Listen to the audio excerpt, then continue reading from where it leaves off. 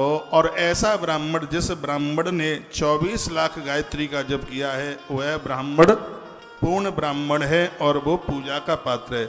उसके पूजन मात्र से संपूर्ण भोगों के फल की प्राप्ति हो जाती है। ऐसा ब्राह्मण जिसने 24 लाख गायत्री का जप किया है। ब्राह्मण पूर्ण ब्राह्मण तो बनता ही तब है जब वह 24 लाख गायत्री का जप। मैं बड़ा बड़भागी हूँ, मेरे जीवन में मेरे गुरु मंत्र से भी ज्यादा मेरे जीवन में गायत्री मंत्र का ज्यादा जप है। गायत्री जप मैं बड़ी श्रद्धा रखता हूँ। प्रातः भोर में जब माला पकड़ता हूँ तो एक गणेश जी की माला जपने के बाद में मैं सीधे गायत्री मंत्र ही जपता हूँ, इसके बिना तो रहना ही नहीं। गायत्री जप मंत्र आप पाम छूते हैं, आपके घरों में जाके दूध पीता हूँ, आपसे पाम धुलवा लेता हूँ, आपकी मालाएं पहन लेता हूँ, तो इस सब में पुण्य तो क्षीण होते ही है, सत्कर्म तो उसमें कम होता ही है।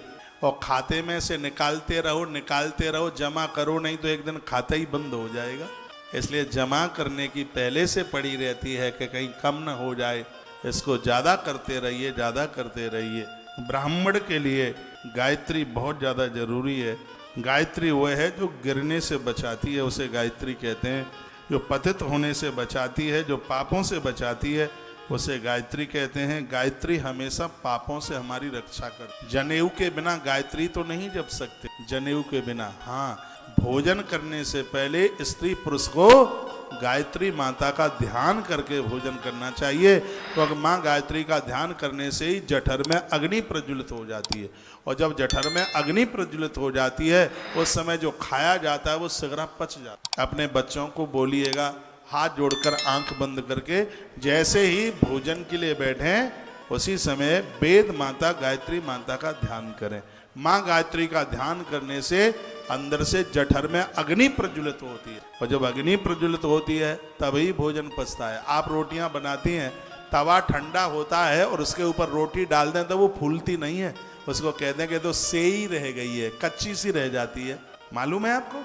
तवा ठंडा हो, ठीक से अभी निकल के नहीं आया, गर्म नहीं हुआ, उसके ऊपर आप रोटी डाल दीजिएगा तो रोटी ऐसी रह जाती है, उसमें स्वाद ही नहीं होता, आधी कच्ची सी रह जाती है, वो फूलती भी नहीं है। विश्वास न हो तो रात्रि को आजमा के देख लीजिएगा। ठंडे तवे पर ठंडी कढ़ाई में घी डाल करके जीरा पटक दें तो साग में उसे जीरे का स्वाद ही नहीं आता है।